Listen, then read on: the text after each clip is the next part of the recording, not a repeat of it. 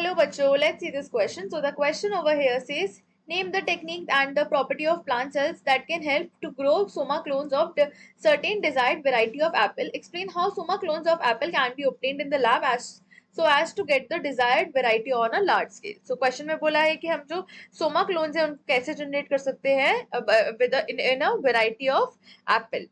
So the key concept here is soma clones. So soma clones क्या होते हैं? Soma clones जो होते हैं ये ऐसे प्लांट्स होते हैं जो कि डेवलप होते हैं फ्रॉम सोमैटिक सेल्स एंड ये जो सेल्स होती हैं हमारी ये हमारी नॉन रिप्रोडक्टिव सेल्स होती हैं. सो ये नॉन रिप्रोडक्टिव सेल्स से बनते हैं. ये उनसे एक एंटायर प्लांट जनरेट कर लेते हैं.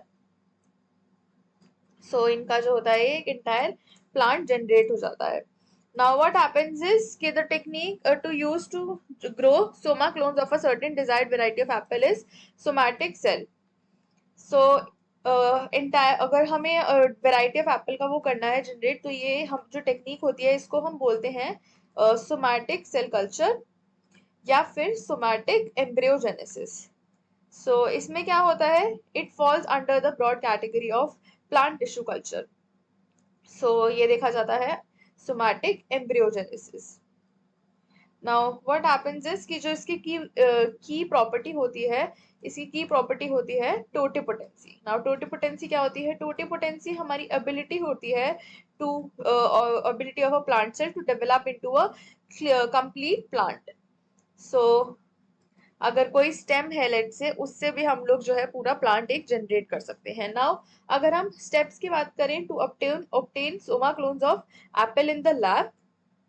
सो डिफरेंट स्टेप्स जो हैं वो हमें फॉलो करने पड़ेंगे. So the first step would be selection of explant. So what happens is कि जो हमारा एक्सप्लांट होता है हम उसको सिलेक्ट करते हैं. So now what happens is कि start by selecting a piece of plant tissue. So explant जो होता है हमारा ये एक हमारा प्लांट टिश्यू होता है तो हम इसको सिलेक्ट करते हैं from the desired apple variety. So जो भी हमें एप्पल की वैरायटी चाहिए उसमें से इसको करते हैं from desired apple variety. And इससे क्या होता है कॉमन अगर एक्सप्लांट देखें तो ये होते हैं हमारे लीव्स, स्टेम्स और इवन सिंगल सेल्स. सो इसमें लीव्स और स्टेम्स जो होते हैं वो कॉमनली यूज होती हैं. सेकेंड स्टेप की अगर बात करें तो हमारा सेकेंड स्टेप आता है स्टरलाइजेशन. सो स्टरलाइजेशन जो होता है ये हमारा सेकेंड स्टेप होता है एंड इसमें देखते हैं कि we sterilize the explant. So explant जो होता है उसको स्टरलाइज करते हैं सो दैट कोई भी बैक्टीरिया या फिर हमारी फंजाई ग्रोथ नहीं है उसको इंश्योर करने के लिए. एंड इसके बाद this is typically done using a combination of chemical sterilants like sodium hypochloride और अल्कोहल. ये जनरली हम करते हैं यूजिंग सोडियम हाइपोक्लोराइड और अल्कोहल. अगर हम थर्ड स्टेप की बात करते हैं तो हमारा थर्ड स्टेप आता है which is callus induction. So callus induction में जनरली देखा जाता है दैट जो हमारा स्टरलाइज्ड अब एक्सप्लांट होता है इसको हम सेलेक्ट से हमारा स्टरलाइज एक्सप्लांट है इसको हम न्यूट्रिएंट रिच मीडियम में प्लेस कर देते हैं.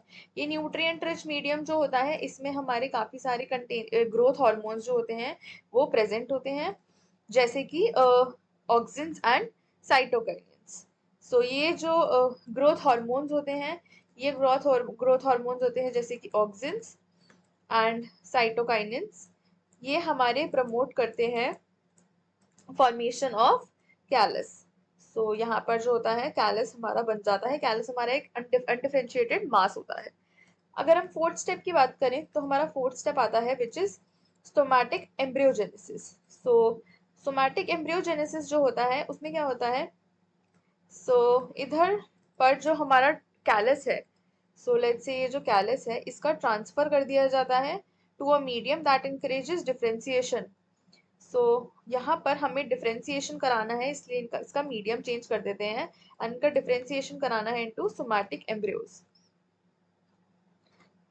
इसके बाद क्या होता है ये जो मीडियम होता है इट ऑफन कंटेन्स सो यहाँ पर जो मीडियम प्रेजेंट होता है ये ऑफन कंटेन करता है डिफरेंट हॉर्मोन्स। इसमें हॉर्मोन्स प्रेजेंट होते हैं जो कि प्रोडक्शन करते हैं, प्रमोट करते हैं development of embryonic structure from the callus.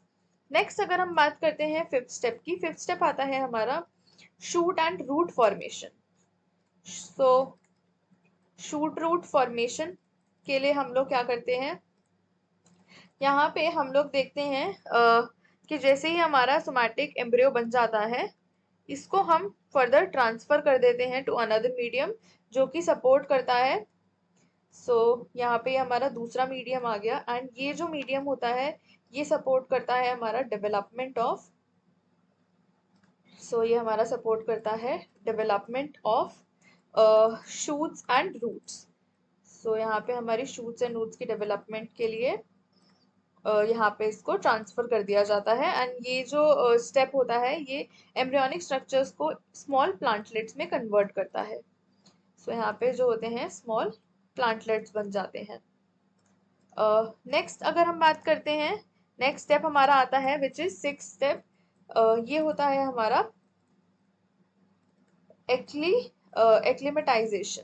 So acclimatisation जो होता है इसमें देखा जाता है दैट जो प्लांटलेट्स होते हैं इनको रिमूव कर दिया जाता है, then move to a green house. तो ये जो हमारे स्मॉल प्लांटलेट्स हैं इनको ग्रीन हाउस में मूव कर दिया जाता है, and where they are gradually acclimatize to soil condition, so that ये जो है सॉइल कंडीशन से एक्लिमेटाइज हो जाए, दे नोन हो जाए सॉइल कंडीशन से। नाउ ये जो स्टेप होता है this involves hardening the plants by slowly reducing humidity. यहाँ पर जो ह्यूमिडिटी है उसको रिड्यूस करा जाता है, एंड जो हमारी लाइट एक्सपोजर होता है उसको बढ़ाया जाता है। तो इसमें दो चीजें होती हैं, ह्यूमिडिटी रिड्यूसेस, लाइट एक्सपोजर जो होता है हमारा इट इंक्रीजेस। अगर हम इसके बाद नेक्स्ट स्टेप की बात करते हैं, so our next step would be seventh which is field planning. So field planning में हम लोग देखेंगे कि क्या होता है। अब हमारी बारी है इनको फील्ड में प्लांट करने की, field planting. So now what happens is के they are ready to be planted, because हमने धीरे धीरे उनको इंट्रोड्यूस कराया है बाहर की कंडीशंस से, एंड इनको हम जनरली प्लांट कर देते हैं। नाउ इफ हम इनकी लार्ज स्केल प्रोडक्शन पर बात करते हैं, सो अगर हम इनकी लार्ज स्केल प्रोडक्शन पर बात करते हैं, नाउ व्हाट हैपेंस इज के जो प्रोसेस होती है ये बाय ऑटोमेटिक होती है, एंड ये बायो रिएक्टर्स के थ्रू होती है, एंड यहाँ पर एक large number of somatic embryos जो हैं वो प्रोड्यूस होते हैं। So large number of somatic embryos जो होते हैं ये हमारे प्रोड्यूस होते हैं, एंड इनको फर्दर कल्चर कर दिया जाता है। This method is particularly useful for producing, and ये जो मेथड होता है ये disease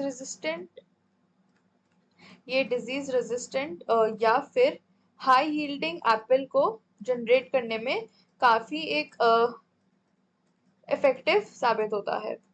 so high yielding Apple.